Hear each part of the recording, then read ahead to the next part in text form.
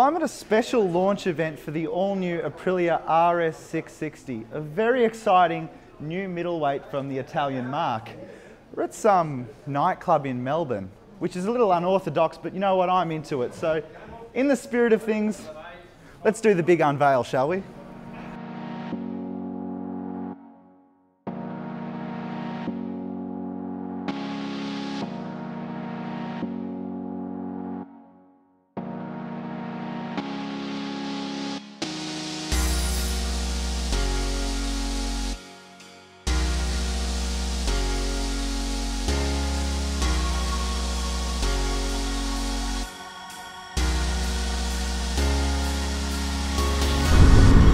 That was a fun night, man, at the Australian reveal of the RS 660. They really went to a bit of effort there,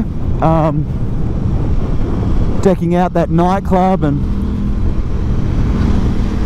we got stuck into a few drinks and hit the pass hors d'oeuvres pretty hard, as you do.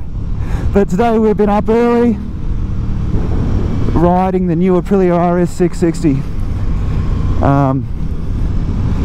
This is the full power version, which is priced from $18,490, and I've got a tank bag and a tail bag on it, a factory accessory, so it's sort of set up for touring, I suppose, or definitely at least a weekend getaway. It's a great motor. It's a 660cc parallel twin, but it's quite highly strung and high compression. It's got the sort of character of a V4, though less powerful naturally, but not much less. It's got 100 horsepower and 62 newton meters, which pushes it along quite nicely. And it's got a tremendous electronic suite. Uses the same ECU as they use in Moto 2 bikes, with a huge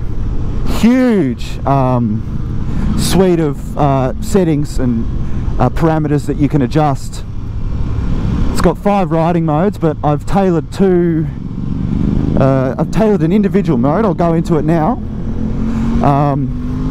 which is quite a high performance. I've got it set up pretty high performance, but there's still a fair bit of traction control and stuff going on there, and I've turned off the wheelie control so you can lift the front wheel. I've also lowered the rear wheel lift mitigation, so that gives you a bit more bite on the front brakes. I noticed when I first hopped on it in one of the more road oriented modes, the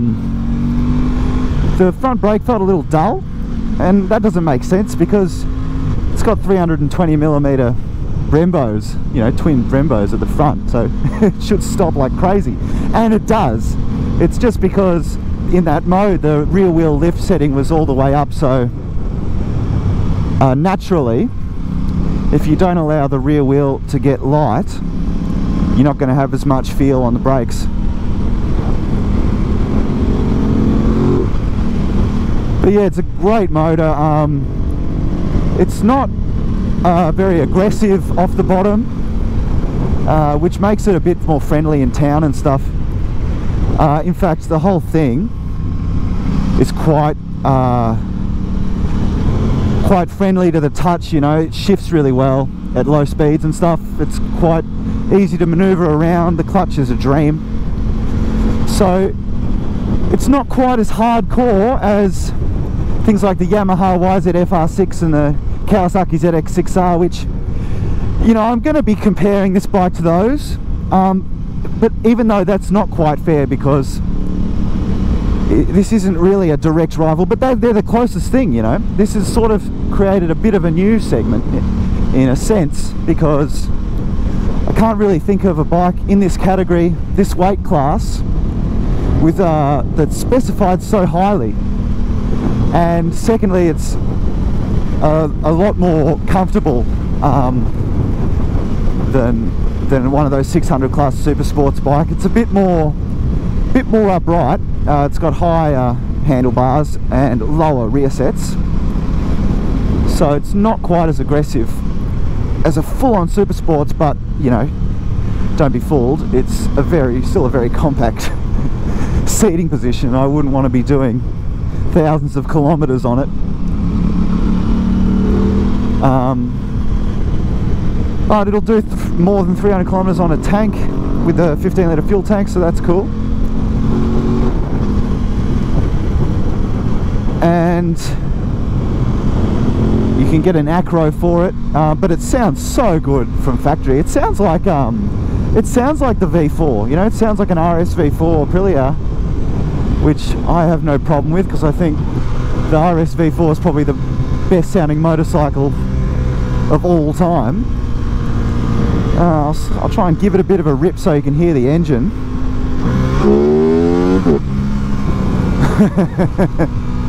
Pretty rowdy, hey? Sick.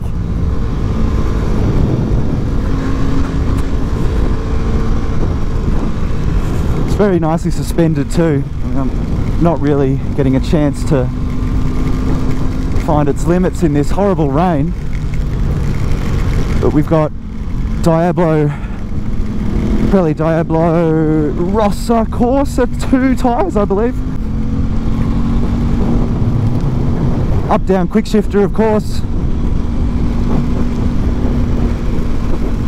TFT display.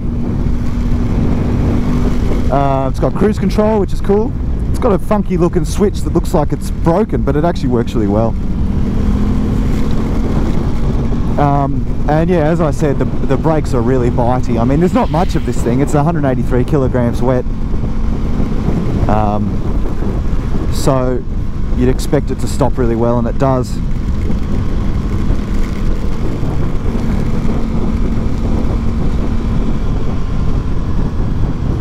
I think largely, you know, I think the battle largely for Aprilia will be to convince people on that price. Though I'm told that they've sold a hell of a lot of them, because, you know, they've had heaps of pre-orders during COVID and stuff, so it seems like they've done their job. And I know some Infomoto readers did, some of their criticism was that it's quite expensive for a 600 class motorcycle, but to be honest, like, when you get on it and you see how highly specified it is, like, it makes sense. You couldn't really make it much cheaper from a boutique brand like Aprilia.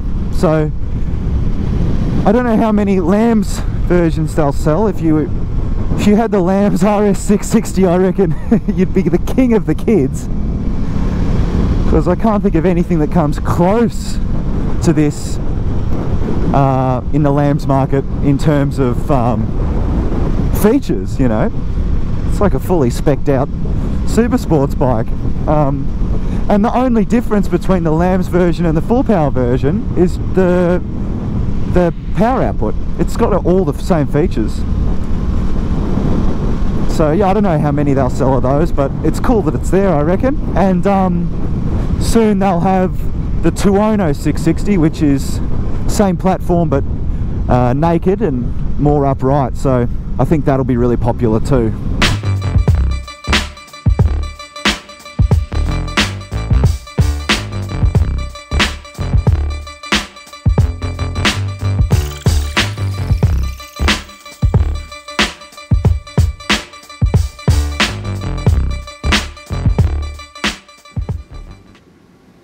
So I thought we'd have a look around the RS 660, because I want to show you just how highly specified it really is. Big Brembos up front, twin 320mm discs. They're really bitey actually, and if you tweak the settings they can get even bitier. New front end with full LEDs and cornering lights, and there's some aerodynamic winglet sort of thing here, which are functional for both cooling the motorcycle and aerodynamically, and that extends through to the rear here. Quick shifter up down, of course, fully adjustable suspension, which is really planted in this case. And one thing I've been so impressed about are these Rosso Corsa tyres. I mean, we all know they're sticky as hell, but in the wet today they've really held up, so that's something of note, I reckon. Of course, one of the big deals about the RS 660 is that electronics suite. Now, to be honest, I don't think that more settings necessarily means better. I'm a simple man, I like to keep it simple, but I've since set 2 modes One that I use sort of when I'm just cruising, and another one when I really want to get into it. And I found that to be great. And what really surprised me was just how much changing those parameters changed the character of the motorcycle. It goes from a sedate city bike to an animal real quick. I also love the new styling package. It's available in 3 colours, but all of them, you'll notice, have a red front wheel, a mismatched red front wheel. And I think that's pretty cool, man. So we're gonna go for a bit more of a ride today, I reckon, and hopefully a dry road.